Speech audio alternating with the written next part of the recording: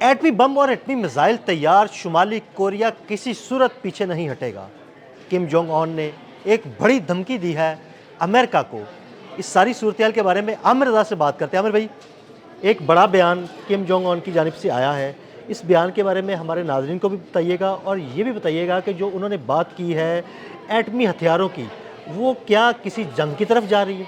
जी बिल्कुल, एक जंग की तरफ नहीं जा रही। एक जंग को अगर बढ़ाएगा अमेरिका या इसराइल तो उस जंग का नतीजा क्या निकलेगा। देखें, ईरान के पास एटमी वारहेड नहीं हैं। बिल्कुल। एटमी वारहेड हैं शुमाली कोरिया के पास, और शुमाली कोरिया को दबाने के लिए पिछले चंद दिनों से जापान और साउथ कोरिया से ये बयानात दिलवाए गए कि वो अपने बैलिस्टिक मिसाइल्स प्रोग्राम को जो है इन्हांस कर रहे हैं, और हो सकता है उसको वो न्यूक्लियर तक ले जाएं। वो उनके पास न्यूक्लियर वारहेड्स नहीं हैं या वो न्यूक्लियर वारहेड्स बनाने के अहल नहीं हैं, लेकिन इसके बावजूद ये बयान दिलवाए गए। मैं आपको उसका स्क्रीनशॉट भी भेजता हूँ।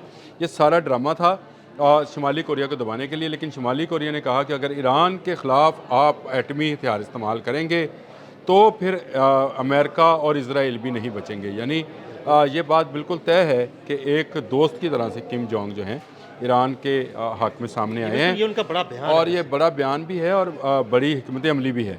इसको यूँ भी समझिए। ये देखिए, इस वक्त नॉर्दर्न सी जो है, नॉर्दर्न चाइनीज़ सी जो है खाली है। बिल्कुल, क्योंकि वहीं से ही इन्होंने अब्राहम लिंकन को मूव किया था। सिर्फ इब्राहिम लिंकन का मूव नहीं किया था, साउथ कोरिया से सारे पेट्रियट और थार्ड मंगवाए थे। जापान से इन्होंने 2000 मरीज जो अड्डे पर मौजूद थे वो मंगवा लिए। वहाँ से जो बहरी जहाज़, फाइटर बहरी जहाज़ थे जिनमें मिसाइल बोट्स थी, उनको भी मंगवाया। इस वक्त वो इलाका खाली है। इसके बाद उन्होंने किम जोंग को डराने के लिए एक नया थ्योरी घड़ी कि जापान और जो जनूबी कोरिया है ये शुमाली कोरिया से ख़तरा है, लिहाजा वो। लेकिन शुमाली कोरिया किम जोंग बबलू भाई लव हैं अपने, उन्होंने ना जापान का नाम लिया ना उन्होंने साउथ कोरिया का नाम लिया। देखें, उनको पता है ये घड़े की मछलियाँ हैं, ऐसे ही ये मेरे इतने करीब हैं कि मैं तैर कर भी इन तक पहुंच सकता हूं। वो तो उसके पास ऐसे मिसाइल्स हैं, लम्हों में जापान और जनूबी कोरिया को तबाह कर सकते हैं। राख का ढेर बन जाएंगे। लेकिन देखें, मैं समझे, वो उसके बहुत करीब हैं। एक तरफ से शुमाली कोरिया और दूसरी तरफ से चीन है। अब ये नॉर्दर्न चाइनीज सी जो है, इस पर इजारादारी इस वक्त मुकम्मल तौर पर चीन की है। ऐसे ही है, बिल्कुल। और शुमाली कोरिया समझता है कि जब अगर मेरे साथ कोई जंग छेड़ेगा तो चीन उसका जवाब इस तरफ देगा। मुझे जवाब देना है अमेरिका को और इसराइल को, जिसने पूरे मिडल ईस्ट में तेल की जो तरसील है उसको बरहम किया हुआ, और उसमें शुमाली कोरिया का भी नुकसान हो रहा है। देखें, चीन का नुकसान हुआ तो ये नुकसान शुमाली कोरिया का भी है। दोनों का जो एनर्जी पावर पॉइंट है वो ईरान है। बिल्कुल ऐसे ही है, और उस पर ये कब्ज़ा करने की कोशिश कर रहे हैं। ऐसे वक्त में किम जोंग का ऐसा बयान सामने आना कि भाई मैं अपनी एटमी तनसीबात से किसी सूरत पीछे नहीं हटूँगा और मैं अपने न्यूक्लियर वॉरहेड्स को किसी तौर पे सरेंडर नहीं करूँगा, ये इस बात का सबूत है।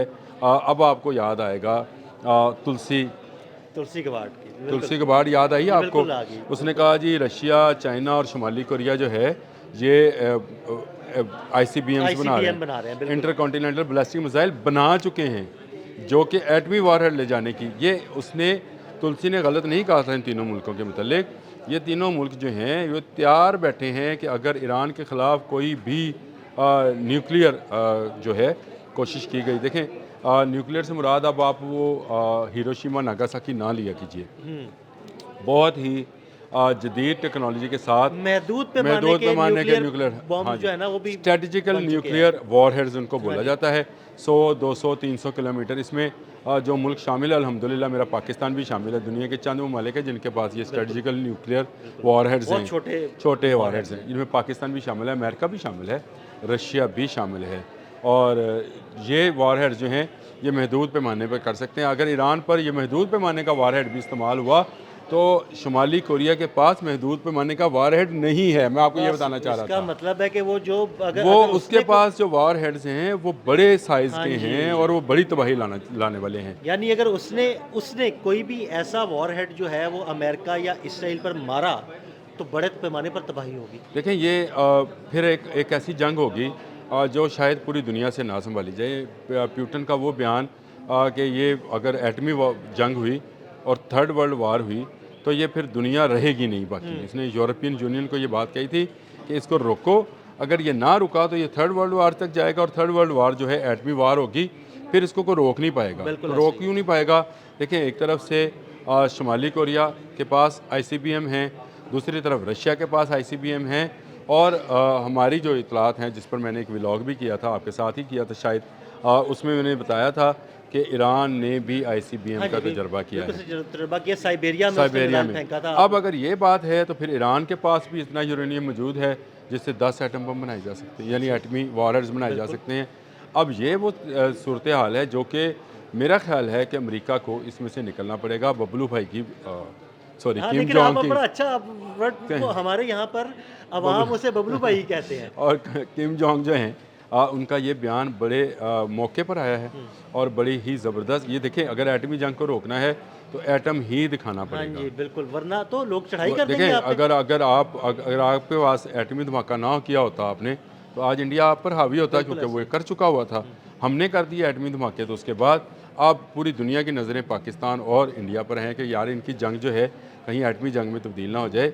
इसी तरह शुमाली कोरिया अपनी तरफ से डिक्लेयर्ड एटमी पावर है, याद रखिएगा, वो डिक्लेयर्ड एटमी पावर है, और उसने इस बात में कभी झिझक का मुजाहरा नहीं किया कि मेरे पास एटमी वॉरहेड नहीं है। वो तो इसका वो कहता लगाने हैं पाबंदियाँ लगाओ, मुझे इसकी ज़रूरत नहीं है। देखें, उसको 2 मुल्कों की हिमायत हासिल है, एक चीन की और दूसरी रशिया की, और तीसरा ईरान है जिसके साथ वो दोस्ती निभा रहा है, और ईरान ने भी उसके साथ दोस्ती निभाई है।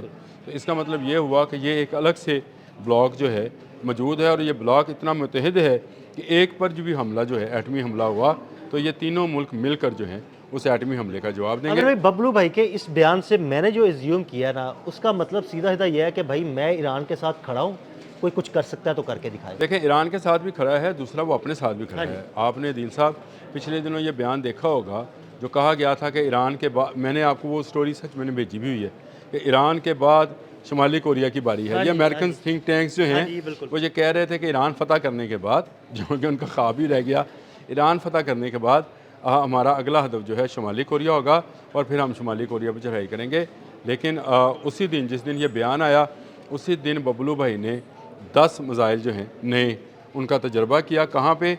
जहाँ पे साउथ कोरिया के साथ मिलकर अमेरिकन मशक़ें होने वाली थी, और अब साउथ 10 मिसाइल उसे समंदर में फेंके जापान की सरहद के करीब, जहाँ इन्होंने मशक़ें करनी थी, और उसके बाद उन मशक़ों को मुलतवी कर दिया गया था। तो ये जो है किम जोंग, बबलू भाई जो हैं, ये इस वक्त एक, मैं ये समझता हूँ, दुनिया को एटमी जंग बचाने के लिए सामने आए हैं, और उन्होंने अगर एटमी वॉरहेड इस्तेमाल करने का कहा है तो उसके ICBM इस काबिल हैं कि वो अमेरिका के हर शहर में पहुँच सकते हैं। तो अमेरिका ये मत समझे कि वो ईरान इस वक्त तनहा खड़ा है। ईरान के पीछे बड़ी कुव्वतें आकर खड़ी हो गई हैं, और आहिस्ता आहिस्ता जब अमेरिका के अंदर से भी आवाज़ें आना शुरू हो गई हैं, तो इसका मतलब ये है कि डोनाल्ड ट्रंप अंदर से भी कमज़ोर होते चले जा रहे हैं। मैं रात ही एक स्टोरी बैठा पढ़ रहा था, तो स्टोरी के अंदर था कि अमेरिकन जो है, अमेरिकन आर्मी जो है, उसकी ताकत तेज़ी से कम हो रही है। तो इसका मतलब ये था कि उसका असला भी कम हुआ है और उसका मोराल भी नीचे गया है। यानी आप ईरान जैसे मुल्क पर भी अभी 1 इंच जो है ज़मीन हासिल नहीं कर सके। आप ज़रूर मिसाइल बरसा रहे हैं, 69 लोगों को शहीद कर रहे हैं, लेकिन उसका जवाब ईरान इस तरह से दे रहा है जिसने बता दिया कि जंग में पहले 2 दिनों में जो आप कह रहे थे कि उसकी तमाम मिसाइल बैटरीज और मिसाइल सिटीज़ जो हैं वो ख़त्म कर दिए गए, वो ख़त्म नहीं हुए हैं, और ये मिसाइल सिटीज़ जो हैं आज भी मौजूद हैं। इन पर अलग से आज भी इसराइल पर हमले हुए हैं। मैं आपको एक बताऊँ, अगला भी लोग करते हैं, लेकिन उसमें मैं आपको बताऊँगा कि उनके पास कितना ज़हीरा है मिसाइल्स का, और कौन से ऐसे मिसाइल्स भी होंगे जो शायद अभी तक इस्तेमाल भी नहीं हुआ। आमिर भाई की नई वीडियो भी आई है मिसाइल शहरों की, उसके बारे में मैंने आपसे तफसीली जी मैंने की है। बहुत शुक्रिया आमिर भाई। आमिर भाई ने आपको बड़ी तफसीलात से आगाह किया। अदील अहमद और आमिर रज़ा को फॉलो करते रहें। अब तक के लिए अल्लाह हाफ़िज़।